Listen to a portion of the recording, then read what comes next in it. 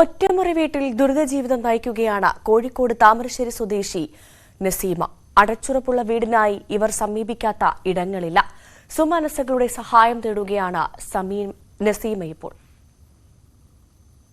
താമരശ്ശേരി തച്ചമ്പോയിൽ സ്വദേശിനി നസീമയുടെ വീടാണ് ഇത്.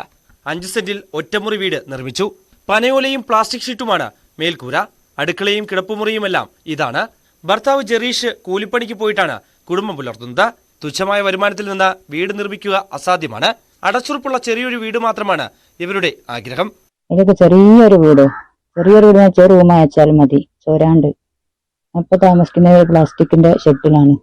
വേറെ ആരോടൊക്കെയാണ് പറയാനില്ല, ആവാനുമില്ല. ഒന്നും ഇല്ലാത്തൊരവസ്ഥയിൽ നിങ്ങളോട് ഞാനൊന്നുമില്ല പറഞ്ഞൊരു 10 റുപ്യെങ്കിലും നിങ്ങൾ ഓരോരുത്തർ മനസ്സാരം തന്നാറ് മുളാന്റെ കുറച്ചുകൊണ്ട് എന്തെങ്കിലൊക്കെ മഴ ആകുമ്പോഴത്തേക്ക് ചെറിയൊരു വീടുണ്ടാക്കാനും. ലൈഫ് ഭവന പദ്ധതിയിൽ ഉൾപ്പെടെ ഇവർ അപേക്ഷ നൽകിയിരുന്നുവെങ്കിലും സാങ്കേതിക കാരണങ്ങൾ പറഞ്ഞ് അധികൃതർ കൈയൊഴിഞ്ഞു. സുമനസ്സുകളുടെ സഹായം മാത്രമാണ് പ്രതീക്ഷ. ന്യൂസ് 18 താമരശ്ശേരി.